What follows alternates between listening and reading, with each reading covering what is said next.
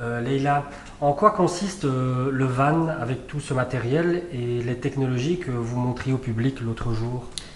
Alors, ce van, il s'appelle d'ailleurs le Tech Truck. C'est un de nos partenaires qui l'a mis en place et aménagé pour le projet, pour que tout le monde puisse l'utiliser. Donc, dans ce Tech Truck, on trouve finalement toutes les machines qu'on peut trouver dans un Fab Lab habituellement. Donc, une imprimante 3D, une CNC, c'est-à-dire une fraiseuse à commande numérique, et une découpeuse laser, ainsi que les petits robots qu'on programme ensuite en classe. Et donc finalement, ce truck, il a pour objectif de faire découvrir ces technologies, donner envie aux élèves quand on vient dans les écoles et les événements de les essayer et, et créer un peu de magie finalement, un peu de magie du spectacle pour montrer aux jeunes que finalement les sciences, les technologies, c'est pas si complexe que ça et surtout il y a un gros potentiel créatif qui peut vraiment les attirer dans le sens où ils vont pouvoir et apprendre, expérimenter et aussi s'amuser. Et donc toutes ces machines, finalement, on les a en très grand dans les Fab Labs et on a ces mini-modèles qui ont été en quelque sorte rétrécis pour pouvoir rentrer dans ces dispositifs et être mobile et couvrir toute la ville. Ok. Et donc l'autre jour, oui, c'était l'événement I Love Science, hein. Oui, Un voilà. festival dédié aux sciences. Oui. Ok. Alors justement, avec ce truc, on peut, c'est idéal pour tout ce qui est événements dans l'espace public, festival, etc.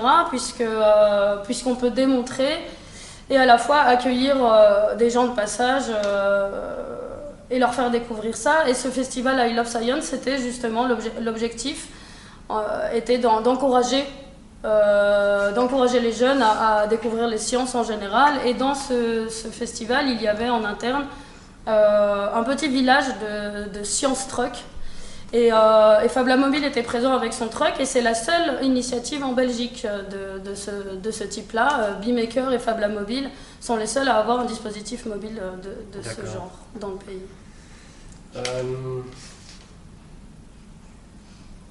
Et donc vous avez une multiplicité d'activités et en fonction de quoi il y a ces différents types d'activités? Eh bien, finalement, déjà, en fait, le projet, il fonctionne comme un entonnoir. C'est-à-dire donc la première fois qu'on découvre le projet, c'est via ce truck. C'est une première rencontre avec le projet.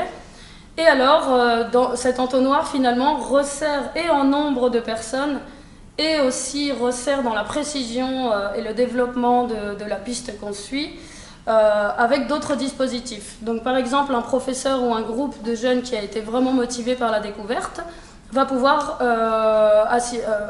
suivre un micro-projet qui va par exemple se faire sur plusieurs séances, 4 ou 5 séances, où ils vont là pouvoir développer vraiment une des pistes qu'ils ont découvert, mais un peu plus profondément, et apprendre déjà à fabriquer quelque chose. Donc, par exemple, ce qu'on propose dans les écoles aux professeurs, un de nos partenaires, parce que sur ce projet on est 6 partenaires, un de nos partenaires qui est Beemaker justement, qui a mis en place ce truck, propose aux professeurs en sciences et en technologie de fabriquer une station météo en plusieurs séances. Donc on se sert de la découpeuse graveuse laser pour en faire la coque.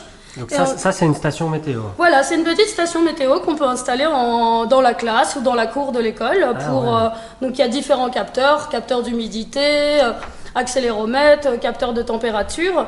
Et donc via ce projet, les élèves non seulement apprennent déjà l'électricité, les bases d'électricité et de l'électronique, et ils apprennent également à programmer et à commander à distance des capteurs afin de les faire réagir de manière autonome, donc comme pour une station météo, grâce à un petit système que ces temps-ci on utilise beaucoup, qui est de plus en plus tendance et populaire, qui s'appelle Arduino, et qui est exactement dans la mouvance de ce qu'on met en valeur, c'est-à-dire qu'il est open source. On peut donc l'utiliser, le transformer, le développer comme on veut à partir de la programmation sans droit d'auteur. Open source, c'est en accès libre sur Internet, c'est ça? Voilà, sur Internet et partout. Open source, c'est-à-dire qu'on peut utiliser, donc que ce soit un concept ou des fichiers ou des plans ou une manière, un procédé, ou du code par exemple, ou une image. Elle peut être utilisée et en plus transformé et développé par celui qui se l'approprie. Donc ça, c'est vraiment open source, c'est une liberté totale d'utilisation. C'est l'inverse du copyright, on va dire, et ça c'est vraiment quelque chose qui est fort mis en valeur dans les Fab Labs et auquel finalement les jeunes, les ados vont pouvoir aussi s'initier et comprendre cette philosophie dans leur cadre scolaire. Exactement. Et donc par exemple un objet comme celui-là, une mini station météo, ça demande combien de travail, combien de temps avec un groupe? Ici avec la classe qui l'a fabriqué, il a fallu 5 séances. Donc souvent la première et la deuxième séance servent vraiment à la compréhension. Et ensuite on se met au travail. Et oui, celui-là a été fait en 5 séances. Donc évidemment ça dépend aussi du niveau des élèves. Ici on était en secondaire. Donc on va différencier la pédagogie et on va un peu mâcher le travail en amont si les élèves sont plus jeunes.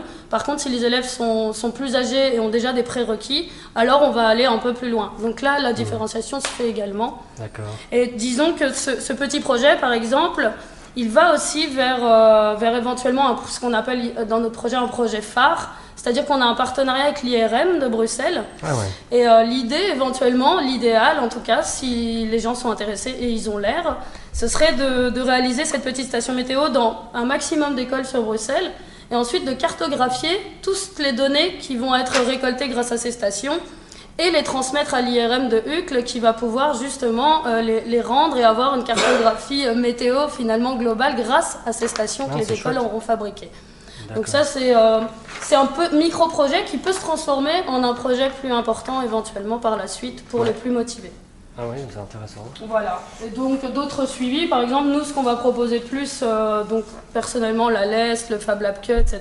En tout cas moi-même, ce sont des petits exercices pour apprendre les bases de certaines notions un peu abstraites que les jeunes vont avoir du mal à comprendre.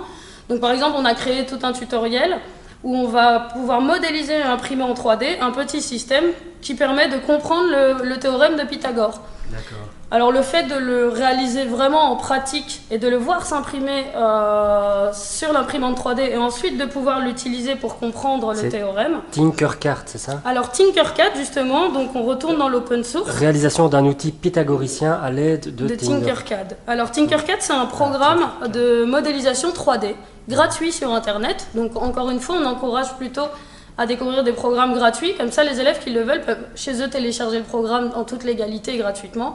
Et éventuellement continuer à bidouiller si ça les a intéressés. Donc Tinkercad en est un.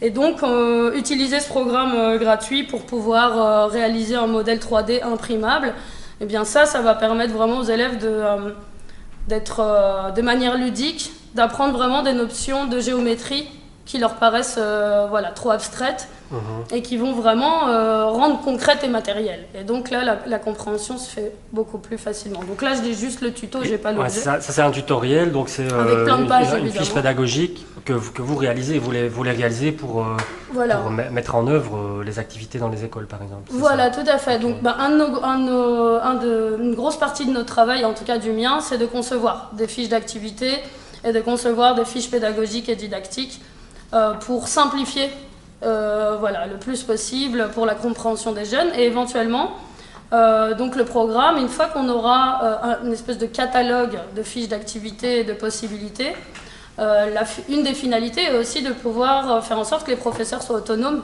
avec leur classe et que si jamais on leur prête ce genre de matériel ou qu'ils décident d'en acquérir dans les écoles, ils puissent s'appuyer sur des contenus pédagogiques qu'on a déjà créés durant le programme avec tous les partenaires. Très bien, ouais. Voilà. Il y a aussi, je vois qu'il y a le vélo là, tu peux en dire un mot? Alors justement le vélo... C'est un de vos partenaires ça, c'est ça? Tout à fait. Alors parmi nos partenaires, donc, nous avons le Fab Lab Q qui est un Fab Lab spécialement dédié aux enfants. Nous avons la Scientothèque qui est un laboratoire d'expérimentation scientifique à l'ULB, ou encore Erasmus OS School qui a son propre Fab Lab et Media Lab. Et alors on a Vélo M Carré, qui est un collectif, une ASBL qui rassemble des ingénieurs environnementalistes et qui depuis longtemps développe des systèmes sur vélo cargo pour pouvoir par exemple avec des dispositifs d'accroche dans l'espace public. Alors ils avaient déjà par exemple créé un vélo cargo qui projetait des films grâce à l'énergie générée en pédalant sur le vélo. Ils avaient aussi déjà créé un kit impression 3D pour pouvoir imprimer en 3D dans l'espace public à partir du kit se trouvant sur le vélo. Et donc après le truck, en fait, c'est les vélos qui viennent. C'est-à-dire que... Donc ça, voilà. Ça c'est le truck pour le remettre devant les yeux du public. Et en fait, le vélo cargo, c'est une version encore plus légère, plus Exactement. Mobile, plus autonome en quelque voilà. sorte, sans carburant voilà. du truck. Exactement, voilà. Donc finalement, c'est une petite partie du truck, donc une des pistes à développer, une des machines, qui se trouve dans un kit spécialement conçu pour être sur mesure sur le vélo. Mmh. Et donc, comme vous dites, comme tu dis, d'être très léger, très mobile et pouvoir aller partout. Et donc là, différents kits possibles sont développés en classe et c'est un peu au choix du professeur et des groupes de jeunes. Et du coup, dans ces ateliers de suivi dont je parlais juste avant, c'est ces kits qui vont servir. Et pour l'instant, il y a presque 3 kits qui sont déjà prêts à employer. Donc il y a le fameux kit modélisation 3D et impression. Il y a un kit électronique et programmation avec des laptops et de l'électronique. Et un kit gravure laser, donc avec une petite graveuse laser et des laptops pour les commander. Et ça, donc, c'est justement pour ces fameux ateliers un peu plus développés de suivi qu'on fait avec les groupes de jeunes. D'accord. Voilà. Et tu peux nous montrer encore 2-3 petites choses que vous réalisez ? Sûr. Alors justement, une fois qu'on commence à développer ces projets, alors là, on commence à avoir l'énergie et la créativité qui sort. Donc, on a plusieurs formats. Il y a par exemple, déjà on fait des stages. Alors un des stages qu'on a fait proposer cette année et qui va continuer, c'est un stage où on apprend à faire un petit robot insecte. Donc là-bas vous avez même l'affiche. Donc sur une semaine, un groupe de jeunes d'une maison de quartier a fabriqué ce petit robot insecte. Donc ça leur a permis déjà de comprendre les bases de l'électricité, de l'inversion du courant et des moteurs. C'est une sorte de cafard électronique. C'est un genre de cafard électronique, exactement. Donc je pourrais peut-être le mettre en route, mais on va avoir du mal à... Finalement, je peux vous montrer comment ça fonctionne. Donc les moteurs se mettent en route, là on les... Peut-être pas trop près parce que c'est flou. Ouais. Les moteurs se mettent en route ici, donc ce qui permet de faire finalement avancer le robot. Donc si je le mets, normalement il avance. Hop. Vous voyez. Donc il avance, et ce qui se passe en fait, c'est qu'il avance, et quand il rencontre un obstacle avec son antenne, il tourne. Okay. Et donc ça c'est un système qu'on croit complexe et qui finalement fait partie de quelques bases d'électronique et d'électricité faciles à apprendre, comprendre les moteurs, comprendre le courant, et donc là ici on a des commutateurs qui inversent le courant et qui permettent de faire que les antennes font changer de direction au moteur. C'est ça, ouais. C'est des antennes sensibles, quoi. Voilà, finalement, mais finalement, ce sont des antennes interrupteurs, parce qu'on voit que quand on appuie dessus, elles appuient sur un interrupteur et donc déclenchent un fonctionnement différent des moteurs. Okay. Donc ça, c'est vraiment intéressant pour eux, d'autant plus qu'une fois qu'ils ont vu toute cette base d'électricité, on va au Fab Lab. Et alors là, ils peuvent customiser leur robot insecte en se servant de l'imprimante 3D et de la découpeuse laser. Donc chacun a choisi un peu son insecte totem. Et à la fin du stage, chacun est reparti avec son robot autonome en forme de petite bébête qu'ils avaient choisi.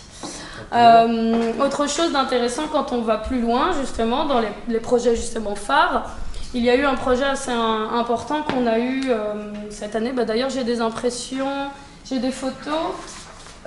J'avais imprimé des photos qui pouvaient un peu montrer. Ils vont arriver, je crois. L'exemple, voilà, super. Alors ma gentille collègue Audrey m'apporte ses impressions. Voilà, merci Audrey. Alors c'est en fait une maison de quartier, la maison du Maritime, ici à Molenbeek, qui depuis l'année dernière avait pour grand souhait d'avoir un kicker à 6 joueurs. Alors, en collaboration... Un kicker pour eux. Un kicker, un baby-foot, comme on dit dans mon pays. Voilà.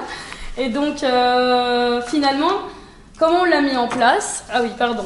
Alors, comment on l'a mis en place? Je vais déjà vous expliquer les différentes parties. C'est un projet en collaboration entre le Fab Lab Mobile et